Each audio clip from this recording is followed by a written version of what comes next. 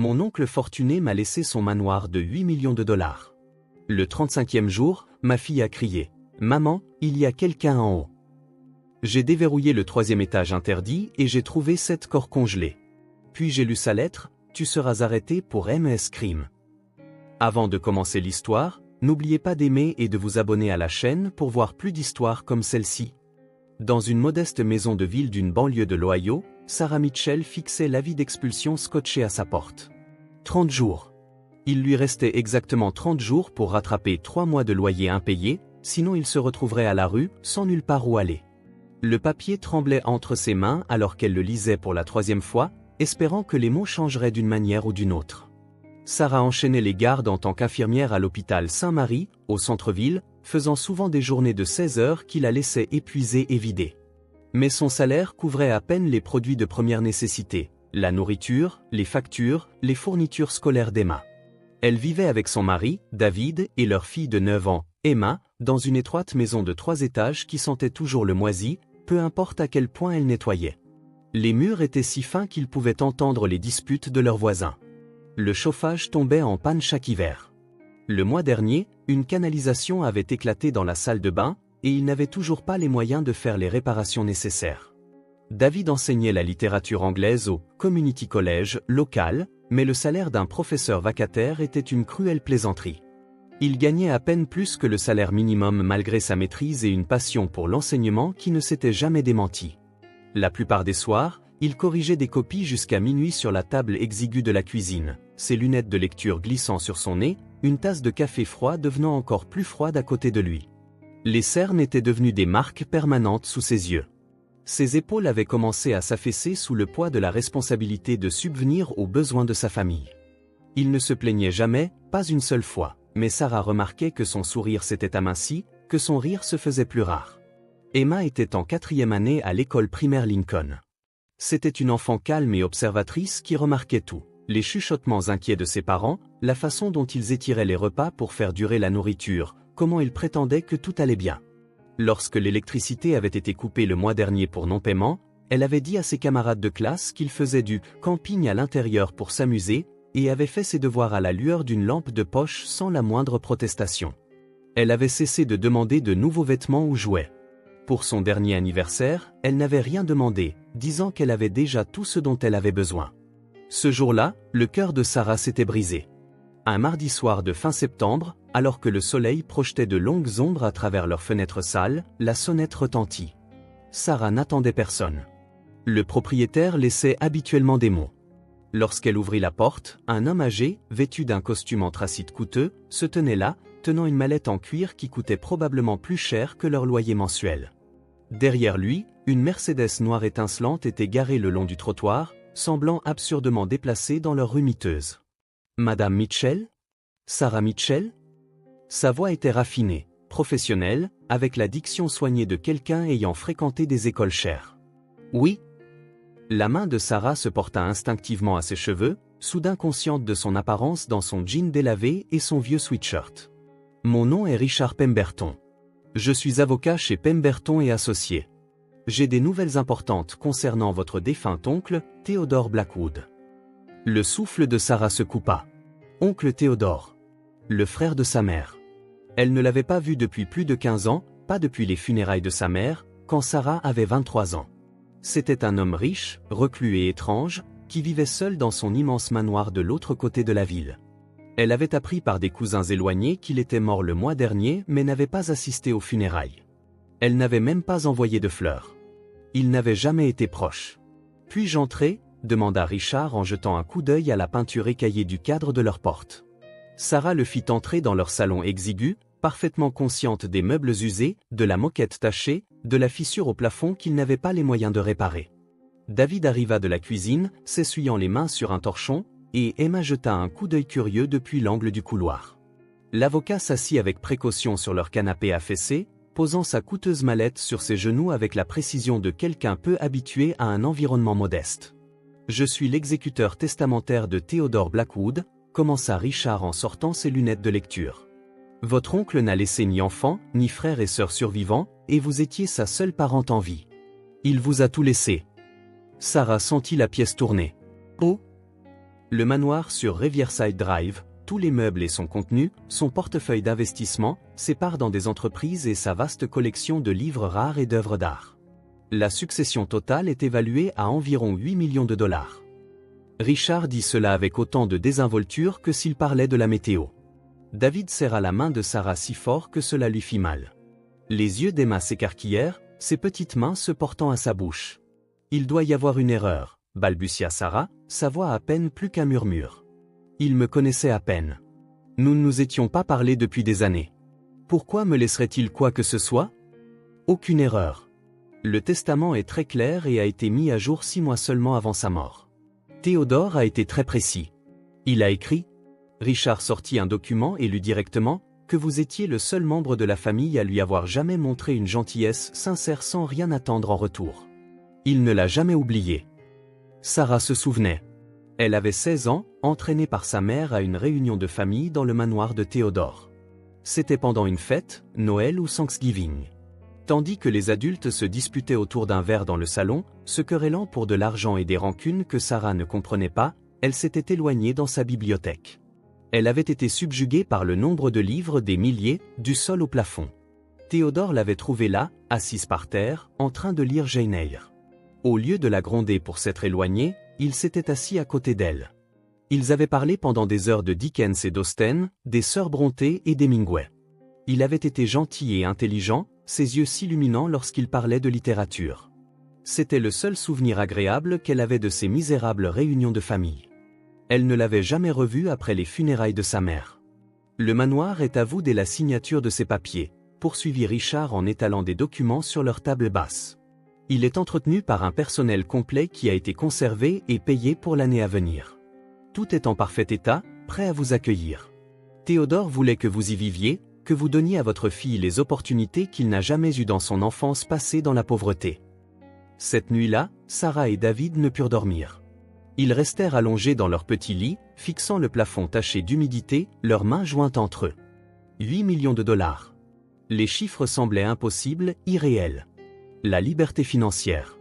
Fini les avis d'expulsion. Fini de choisir entre l'électricité et la nourriture. Emma pourrait aller dans n'importe quelle université. Il pourrait enfin respirer pour la première fois depuis des années. Je n'arrive pas à croire que l'oncle Théodore se soit souvenu de moi, murmura Sarah dans l'obscurité, des larmes coulant de ses tempes dans ses cheveux. Un après-midi. C'est tout ce que nous avons partagé. Tu as été gentille avec un vieil homme seul alors que personne d'autre ne s'en souciait, dit David, la voix chargée d'émotion. Ça a de l'importance. La gentillesse a toujours de l'importance.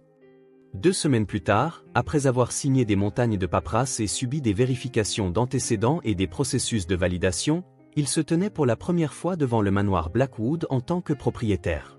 C'était un chef-d'œuvre victorien, 3 étages de pierre grise avec des tourelles et des vitraux qui captaient le soleil de l'après-midi et projetaient des motifs arc-en-ciel sur la pelouse impeccablement tondue. Le domaine s'étendait sur près d'1 hectare, entouré d'une clôture en fer forgé ornée de pointes acérées.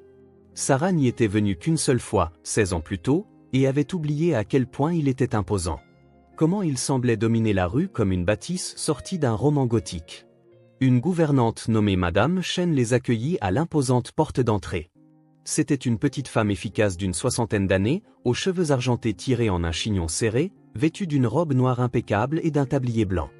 Elle avait travaillé pour Théodore pendant 30 ans, avait mentionné Richard. « Bienvenue chez vous, Madame Mitchell », dit-elle chaleureusement, mais Sarah remarqua que son sourire n'atteignait pas tout à fait ses yeux.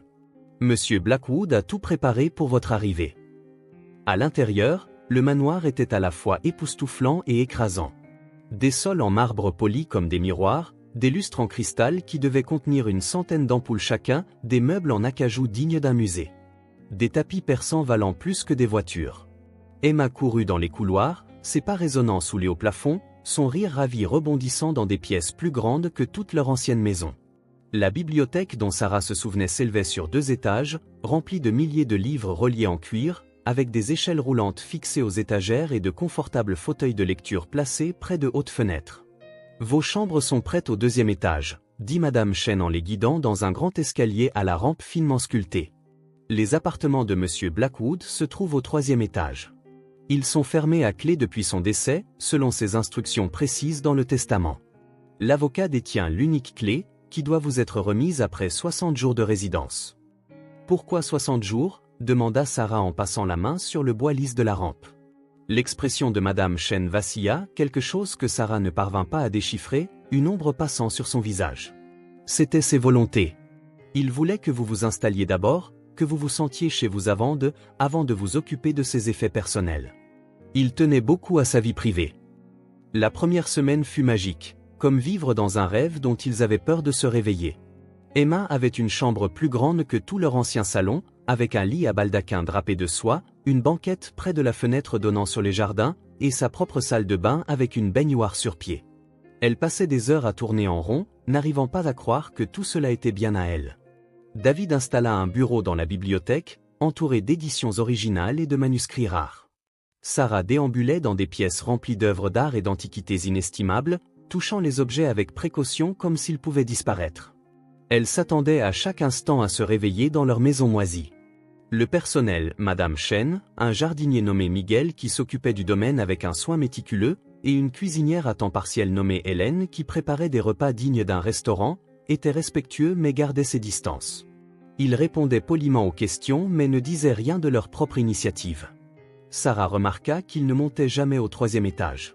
Quand elle posa la question, Madame Chen dit simplement « Monsieur Blackwood était très secret au sujet de ses appartements. Nous respections cette intimité de son vivant, et nous la respectons dans la mort. » Le 8e jour, le téléphone de Sarah sonna alors qu'elle arrangeait des fleurs dans le salon d'apparat. C'était Richard Pemberton. « Madame Mitchell, je vous appelle pour m'assurer que tout est à votre convenance dans la maison. » « Oui, c'est merveilleux. Honnêtement, nous sommes encore sous le choc. Nous sommes si reconnaissants. »« Excellent. Et vous n'avez eu aucun problème ? Rien d'inhabituel ?» Sa voix avait une tonalité étrange, tendue et pleine d'attente. Sarah s'interrompit, sa main s'immobilisant sur une tige de rose. « Inhabituel comment ? » ?»« Oh, rien de précis. Les vieilles maisons peuvent avoir leurs bizarreries. Des problèmes de plomberie, des bruits étranges. Des problèmes structurels. Je voulais m'assurer que vous êtes à l'aise et que rien ne nécessite une attention immédiate. »« Tout va bien, » l'assura Sarah, bien que quelque chose dans cet appel lui parut étrange. Mais ce soir-là, elle en parla à David alors qu'ils étaient allongés dans leur nouvelle chambre principale avec son lit à baldaquin et ses draps de soie. « Tu ne trouves pas ça bizarre ? La façon dont il a demandé s'il y avait des choses inhabituelles ?» David haussa les épaules, déjà à moitié endormi. « Il est juste méticuleux. Les avocats des riches sont probablement comme ça. Ils couvrent toutes les éventualités. » Les appels continuèrent. Tous les quelques jours, Richard téléphonait avec les mêmes questions, toujours à peu près à la même heure le soir. Est-ce que tout allait bien ? Avait-il remarqué quelque chose d'étrange ? Avait-il exploré toutes les pièces ? Avait-il essayé d'accéder au 3e étage ? Sa voix portait toujours cette même tension, cette attente. « Pourquoi essaierions-nous d'y accéder ?» demanda Sarah lors du 4e appel, sa patience s'amenuisant. « Vous avez dit que c'est fermé à clé et que nous aurons la clé dans 60 jours. » Bien sûr, bien sûr. Je m'assure simplement que les limites sont respectées. Monsieur Blackwood tenait beaucoup à sa vie privée, même dans la mort. Vraiment très particulier.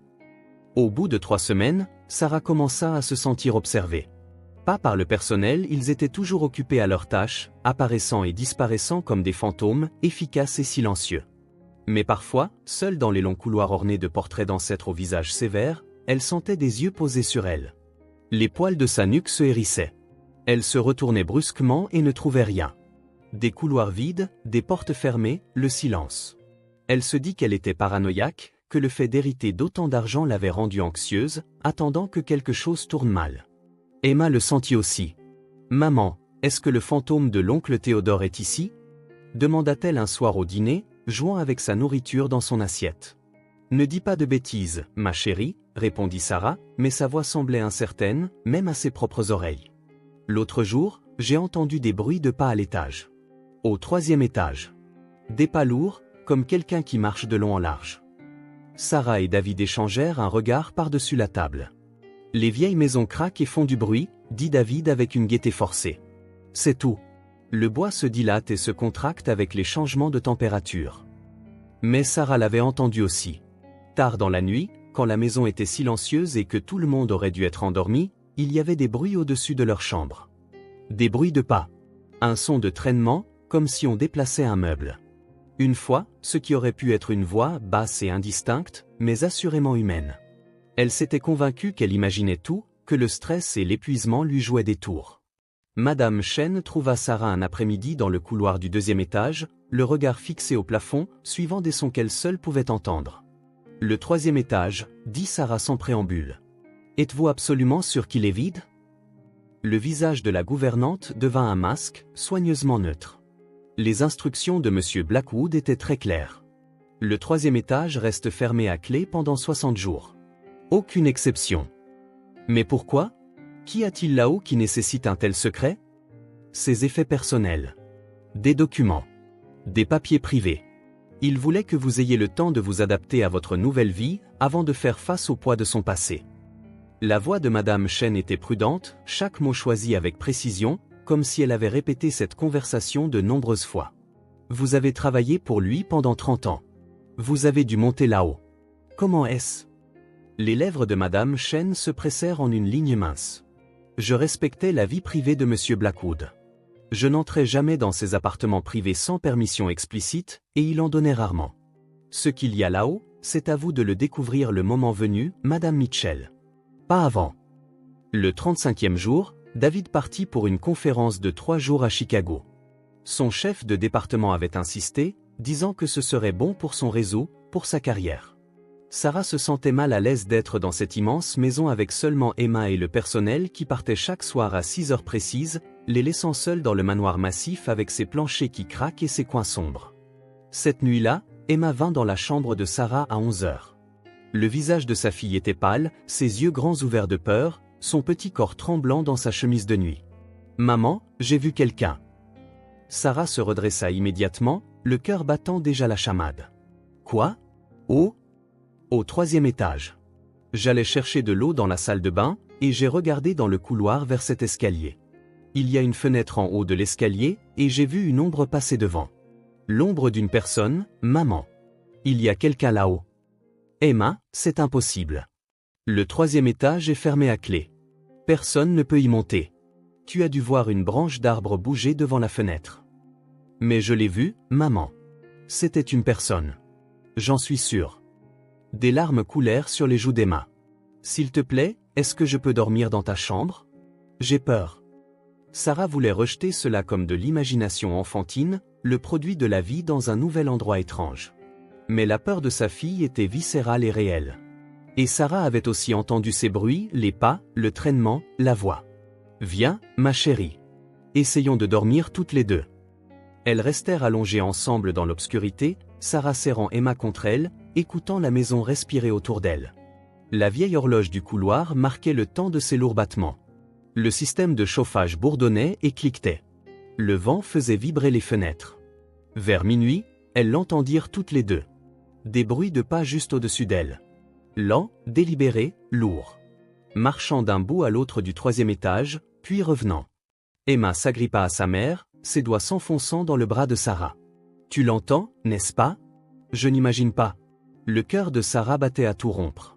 Elle attrapa son téléphone sur la table de chevet avec des mains tremblantes et composa le 911.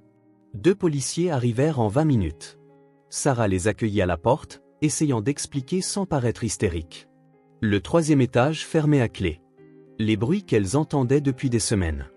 Le sentiment croissant que quelque chose n'allait pas du tout. Les agents fouillèrent méthodiquement la maison, vérifiant toutes les portes et fenêtres des étages inférieurs, examinant les serrures, cherchant des signes d'effraction. Ils firent le tour de la propriété à l'extérieur avec des lampes de poche. Tout était sécurisé.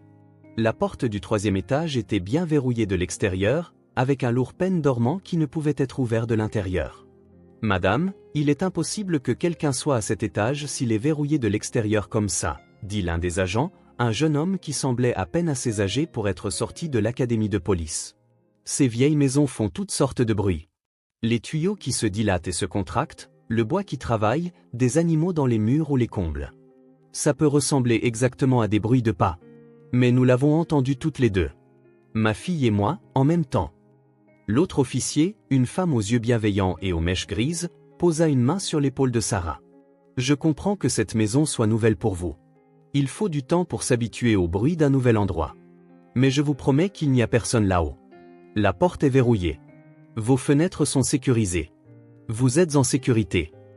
Après leur départ, Sarah s'assit dans la cuisine, incapable de dormir, regardant le soleil se lever lentement à travers les fenêtres.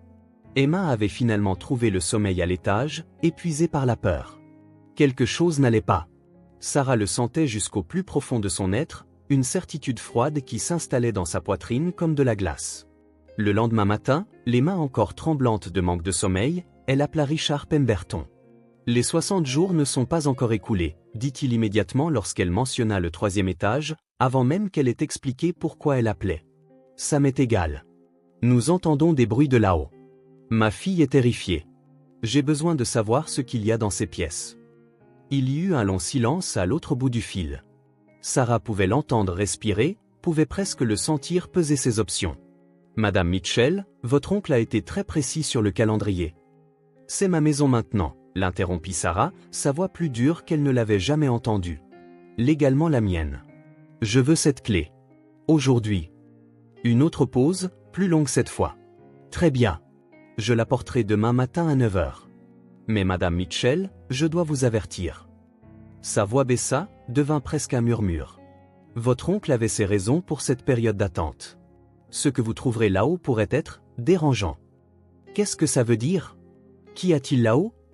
Je vous verrai demain à 9 h. Il raccrocha brusquement, laissant Sarah regarder son téléphone.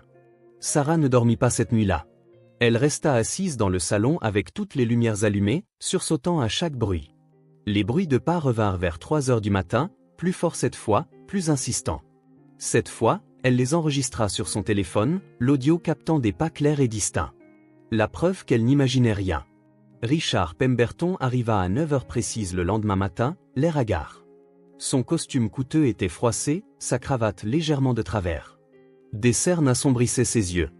Il tenait une unique clé en laiton dans sa main tremblante. « Avant de vous la donner, je dois vous faire comprendre quelque chose, » dit-il, refusant d'entrer, se tenant sur le seuil comme s'il avait peur de pénétrer dans la maison. Theodore Blackwood était un homme compliqué. Ce que vous trouverez là-haut, ce n'est pas ce que vous pensez. Rien n'est ce qu'il paraît dans cette maison. Donnez-moi juste la clé. Il la lui tendit à contre-cœur, comme s'il se séparait de quelque chose de dangereux. Je vous conseille vivement d'appeler la police d'abord. Qu'il soit présent lorsque vous ouvrirez ces portes. N'y allez pas seul. Pourquoi? Qu'y a-t-il là-haut? La voix de Sarah monta, la frustration et la peur se mêlant. Je ne l'ai jamais vu moi-même. Les instructions de Théodore étaient explicites, je ne devais jamais y monter sous aucun prétexte. Mais il m'a laissé une lettre scellée, à ne lire que si vous insistiez pour entrer avant la fin des 60 jours. Je l'ai lue hier soir après votre appel.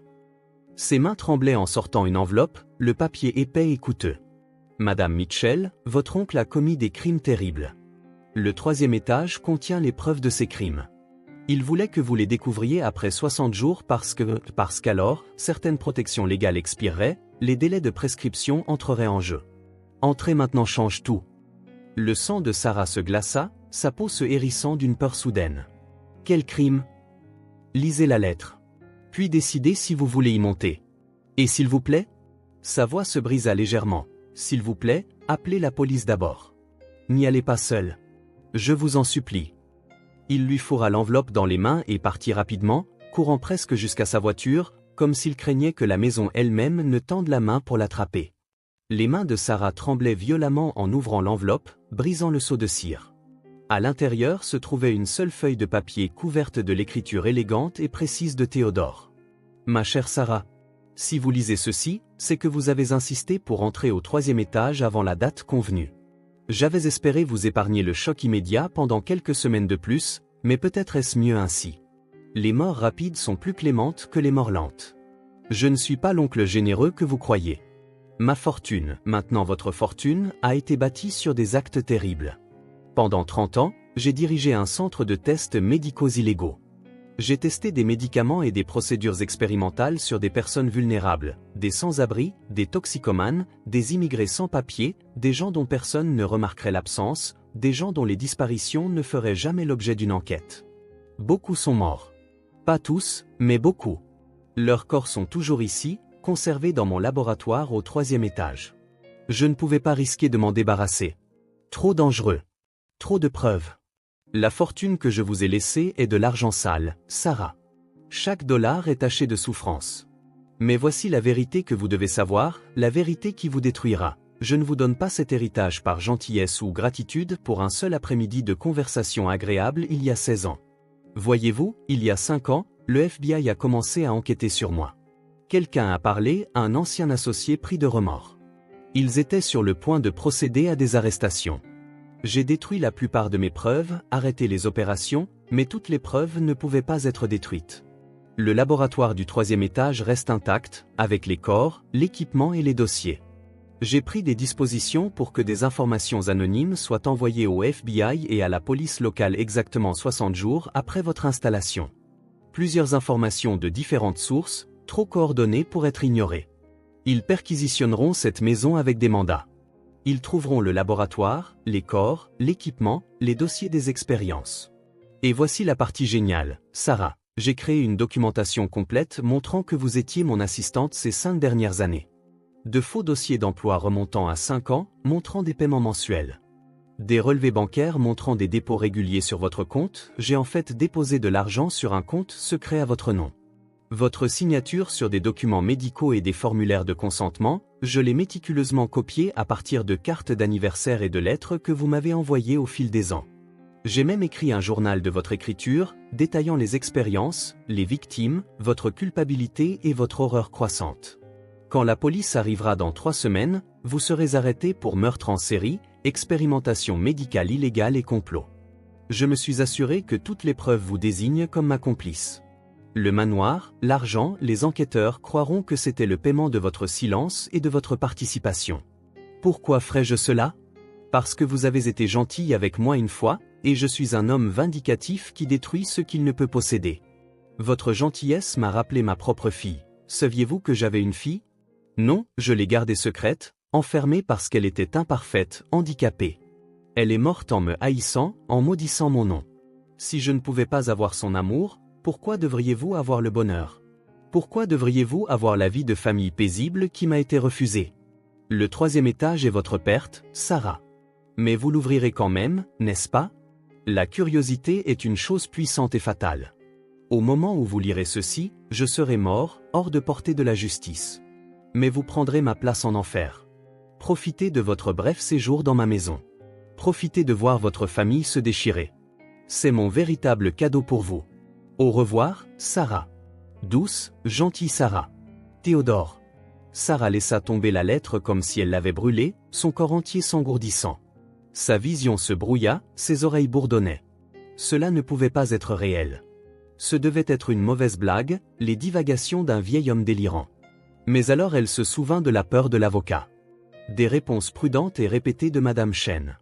De la façon dont tout le monde semblait tendu, inquiet, attendant que quelque chose se produise. Elle appela David, mais il ne répondit pas, il était probablement en pleine conférence. Elle laissa un message vocal frénétique, ses mots se bousculant. Elle regarda la clé en laiton dans sa main, le métal froid et lourd. Si ce que Théodore écrivait était vrai, monter là-haut révélerait des preuves qui la détruiraient, la ferait arrêter pour des meurtres qu'elle n'avait pas commis. Mais ne pas y aller signifiait que la police viendrait de toute façon dans 3 semaines et trouverait tout. Elle serait arrêtée quoi qu'il arrive, traînée hors de sa maison menottée pendant qu'Emma regarderait, sa vie détruite par la vengeance d'un homme mort. À moins qu'elle ne puisse trouver des preuves de la culpabilité réelle de Théodore. Quelque chose qui prouverait qu'il avait agi seul, qu'il l'avait piégé. Sarah prit une profonde inspiration, se ressaisit et monta les escaliers jusqu'au 3e étage. Chaque marche était comme un pas vers sa propre exécution. La porte en haut était en chêne lourd, scellée par plusieurs serrures qui avaient accumulé poussière et toiles d'araignée. La clé en laiton s'inséra dans la serrure principale, et lorsqu'elle la tourna, les mécanismes s'ouvrirent avec le bruit d'une porte de cellule de prison. L'odeur la frappa en premier, lui donnant la nausée et la faisant reculer. Des produits chimiques, formaldéhyde, javel, quelque chose d'âcre et d'amer, et sous tout cela, l'odeur douceâtre de la décomposition à peine masquée par les désodorisants et le temps. Elle couvrit sa bouche et son nez avec sa manche et entra. C'était un laboratoire. Pas de fortune ou improvisé, mais professionnel. Du matériel médical tapissait les murs, moniteurs, pieds à perfusion, ventilateurs, équipement qu'elle reconnaissait de l'hôpital. Des tables d'examen avec des sangles, leurs lanières de cuir sombres d'usure. Des armoires verrouillées avec des portes vitrées montrant des rangées de flacons de médicaments et de seringues. Un bureau couvert de paperasse. Et au fond, une porte lourde marquée d'un symbole de risque biologique, l'avertissement jaune et noir saisissant et terrifiant. Sarah s'en approcha les mains tremblantes, sachant ce qu'elle allait trouver mais priant pour avoir tort. Quand elle l'ouvrit, un air froid s'en échappa, emportant avec lui l'odeur chimique de la conservation. 5 grands congélateurs bordaient les murs, bourdonnant silencieusement, leur surface blanche impeccable et clinique. Elle ouvrit le premier avec des mains tremblantes. Un corps. Conservé dans du plastique transparent, les traits encore visibles. Un homme, peut-être la quarantaine, avec un tatouage sur le bras, une encre avec un nom en dessous. Le père de quelqu'un, le fils de quelqu'un. Réel. Humain. Mort. Elle ouvrit les autres, l'horreur grandissant à chaque fois. D'autres corps. 7 au total. D'âge et de sexe différents. 7 vies volées. 7 familles qui n'ont jamais su ce qui était arrivé à leurs proches. Sur un bureau voisin, elle trouva les documents que Théodore avait mentionnés, soigneusement rangés dans des dossiers comme un système de classement. Des dossiers d'emploi avec sa signature falsifiée, son nom, Sarah Mitchell, répertorié comme assistante de recherche depuis 5 ans. Des relevés bancaires montrant des dépôts mensuels de 10 000 $ sur un compte qu'elle n'avait jamais ouvert. Un journal écrit avec une écriture qui ressemblait exactement à la sienne, détaillant chaque victime par numéro, décrivant les expériences avec un détachement clinique, exprimant une culpabilité croissante. Le sujet 3 est mort aujourd'hui. Le dosage était trop élevé. J'ai essayé de le dire à Théodore, mais il n'a pas voulu écouter. Je suis piégé. Il paie trop bien. J'ai besoin de l'argent pour l'avenir d'Emma. Que Dieu me pardonne. Lire sa propre écriture décrivant des crimes qu'elle n'avait jamais commis donna la nausée à Sarah. C'était ça. Le piège parfait de Théodore. Parfait, complet et impossible à réfuter.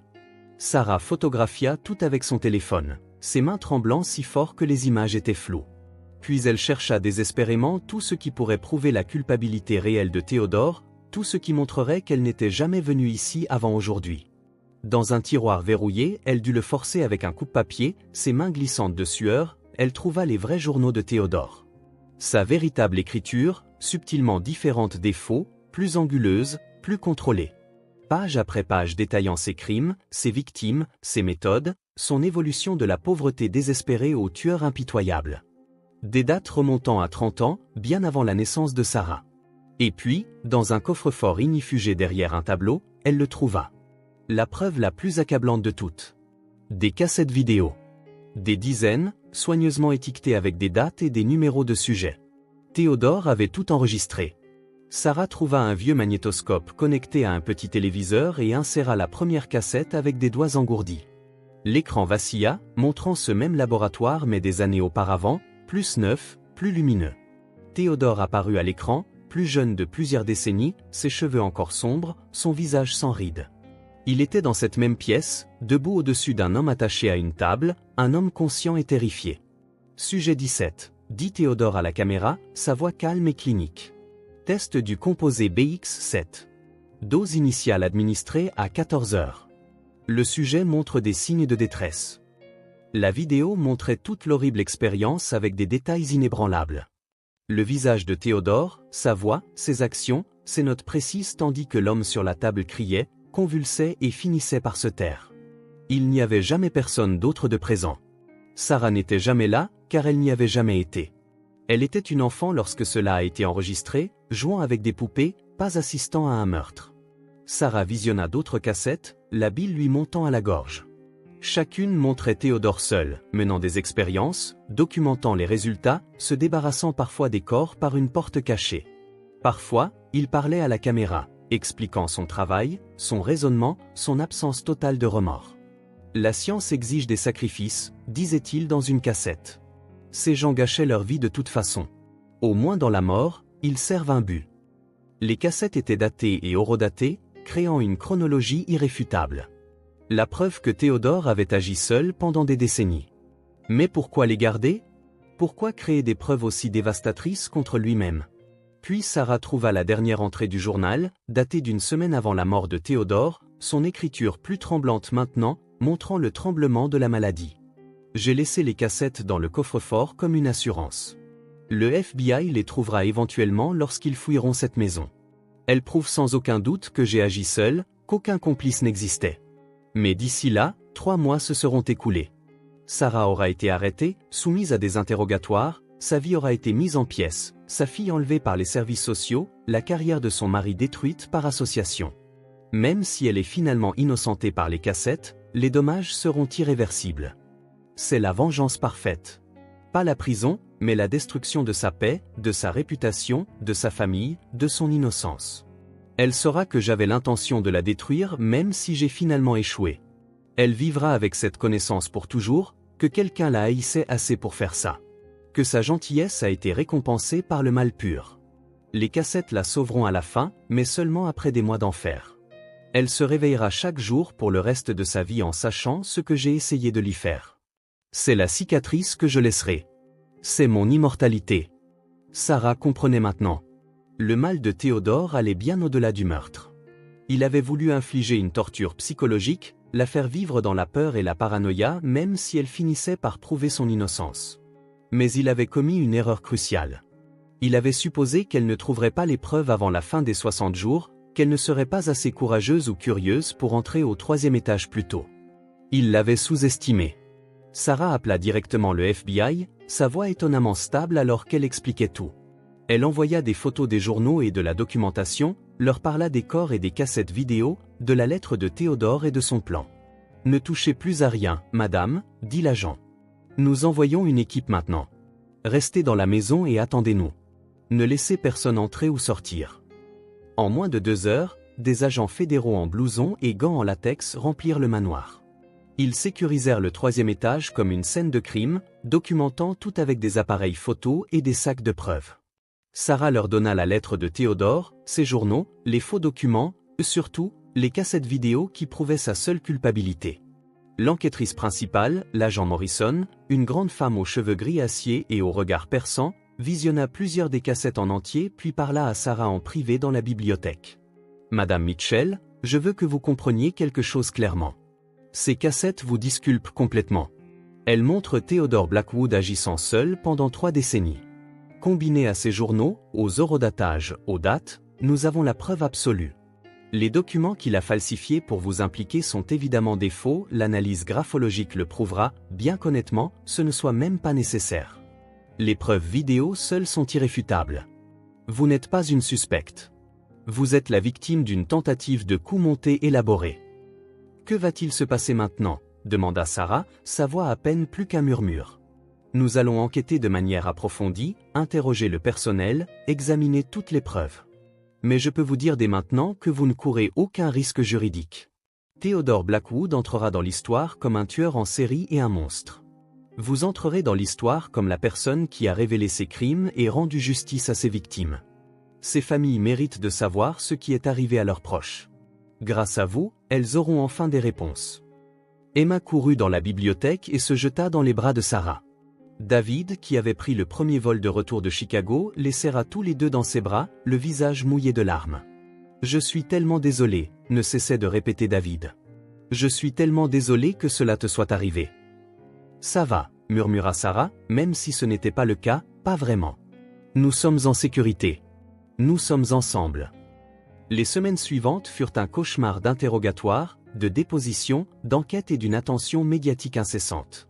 L'histoire était sensationnelle, digne des podcasts de True Crime et des téléfilms, le complot élaboré d'un riche reclus pour piéger sa nièce innocente.